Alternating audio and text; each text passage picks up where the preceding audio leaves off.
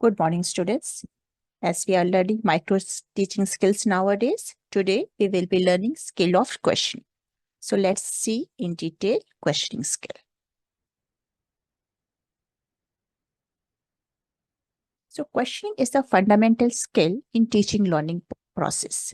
By posing certain questions, you can actually help your learners to develop a great degree of understanding about the topic which you are teaching them. Need of questioning in teaching learning process. Why we ask questions while teaching? What is the purpose of asking question? So, when we are asking question, it arouse interest in students about that particular topic. It can also help us in testing the knowledge of the students. It also motivates the learner to learn something new. It promotes understanding in the students. It helps them to give new insights. Questioning also helps in consolidating the learning. When you ask question, it helps students to think or just revise what actually they have learned in that particular period. And in this process, the learning is consolidated. Questioning also helps in stimulating critical thinking. So let's see, students, what are the components of questioning or the criteria of meaningful questions. So as you can see, when we are framing questions in our lesson plan, we should be very careful that our question should be relevant to the topic which we are teaching. The question should be grammatically correct. It should seek further information from the students.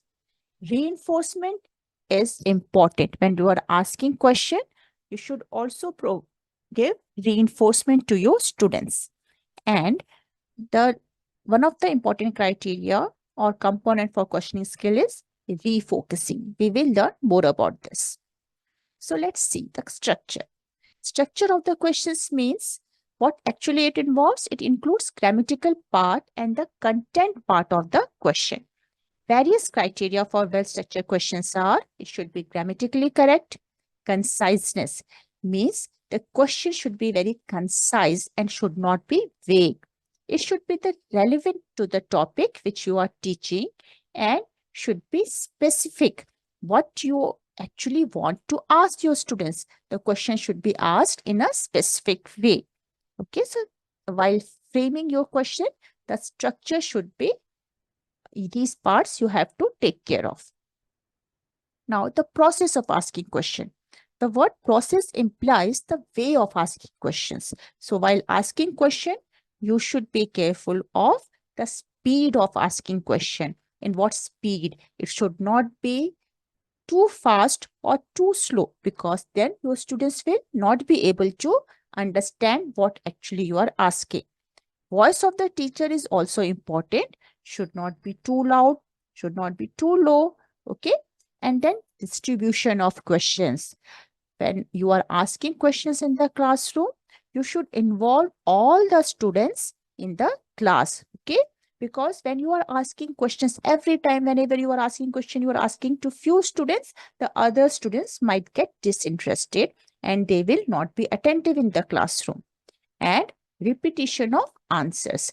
Sometimes repetitions of answers is required and one of the important steps in questioning. Response. When you are getting response of your question, okay, so at that time you have to take care of students' participation. Means sometimes what happens in the classroom, actually the students don't respond and they don't participate at all in the classroom. So at that time, what you have to do? You have to find out the reasons for that and you have to find the remedies. Maybe when you are asking questions, students are not answering, the students have not understood the concept properly, or maybe the question was not clear to them, or the question was too vague. So you have to find the reasons and the remedies for that.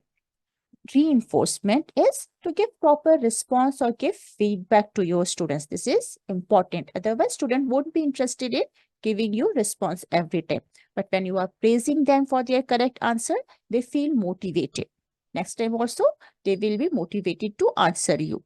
even when the answers are not correct, at that time also you have to correct them, or you may ask some other students to answer the same question. In that way, the proper reinforcement should be there. We will see more about this in short time.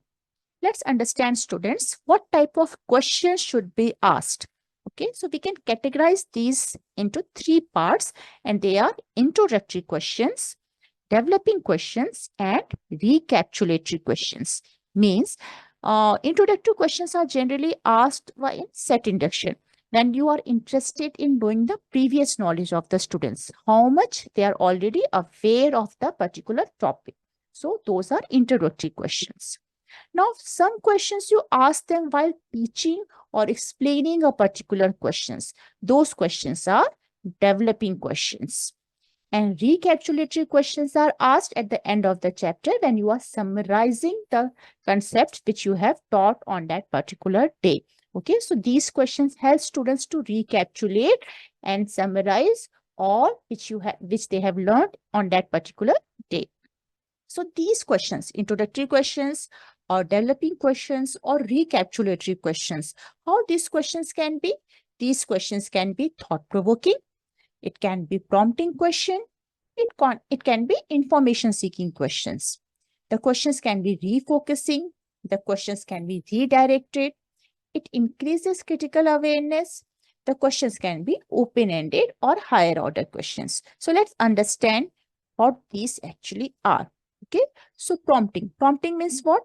Actually, this technique means to go deep into the people's response when it is not correct, or maybe when you are not getting any response. So at that time, what you have to do? You have to use the prompting. Give a series of hints or prompts. Okay, what is prompting? It's nothing but series of hints or prompts are given to the student through step-by-step questioning in order to lead the people to the desired correct response. For example, suppose you are asking your students what are the functions of municipality and you are getting no response. So at that time, what you can do? You can give some hints or prompt your students to give you the answer. Like, see, in this situation, the teacher asks again, who supplies water to the city? And then the students reply, municipality. So in this way, the teacher gave a hint and now students have understood and they are replying to the question which was asked. Seek further information. This technique is used when the response of the people is incomplete or partially correct. The teacher helps the people to clarify or elaborate or explain his initial response by asking more small questions or creating situation in which the people is made to think and respond. Like, what are the functions of municipality? Now, see here the teacher is asking what are the functions of municipality. That means more than one function. And see the student's response: to supply water to the whole city. The learner here, the student here is answering only one function of the municipality. So the teacher has to seek further information and then she will ask what are the other functions. Okay, so in that way, you have to add some more questions to seek further information. Now, redirection. Redirection is the technique which involves asking the same question from another people. The main purpose of this technique is to increase more and more people participation in the classroom. When the situation is of no response or incorrect response, at that time you have to use prompting instead of redirection. Okay, so just take care when you should use prompting as a technique or when you should use redirection. Okay, so when you are not getting the correct response or incorrect response, at that time use prompting. But if you want to increase students' participation, redirection can be used. Like, for example, what are the characteristics of oxygen? And the teacher here, she is not getting any response from the child. Now, the same question is asked from another student, and this time the answer was received. Okay, so in this way, the question can be redirected. Refocusing. Refocusing is the technique which is used in a correct response situation to strengthen the response given by the student. Here, teacher asks the responding people to provide a sound reason to relate the correct response in a more complicated situation. Like you can see some examples mentioned here. How does it differ from? Or how is it similar to? How can you prove it? Suppose you ask students in your class, what are herbs or shrub or trees? Okay, so if you ask your student, what is a shrub, and student gave you a particular definition, at that time you can ask, how does it differ from herbs? So here the student will reply you the characteristics of a herb along with shrub. Okay, so in that way, refocusing can be used.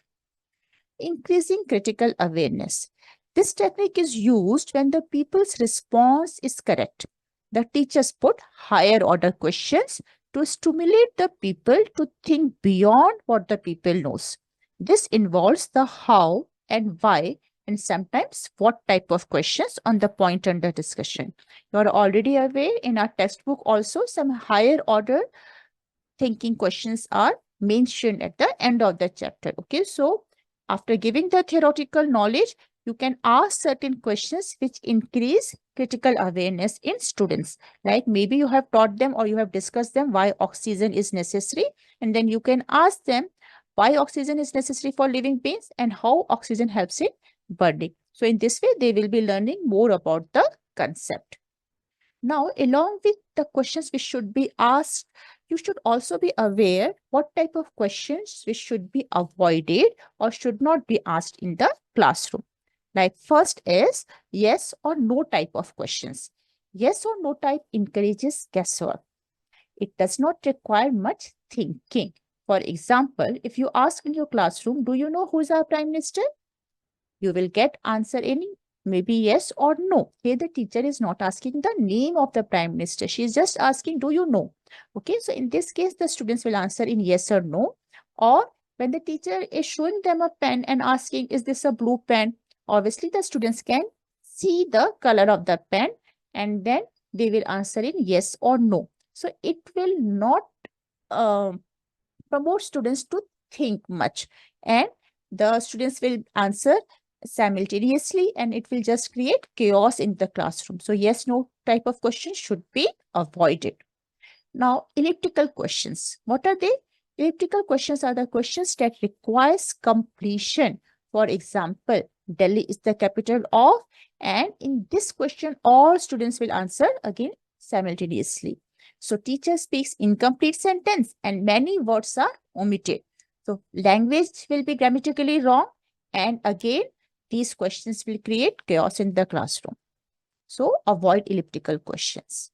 Now, the third in this category will be echo questions or suggestive questions. Teacher teaches a concept or sub-concept and immediately asks questions from the same portion. I have mentioned one example here. Just see, teacher, she's teaching. India is a big democratic nation. It has many states. Delhi is the capital of India. And immediately after teaching this concept, she will ask, now tell me, what is the capital of India? As she has just mentioned the capital of India, students will reply, Delhi is the capital of India.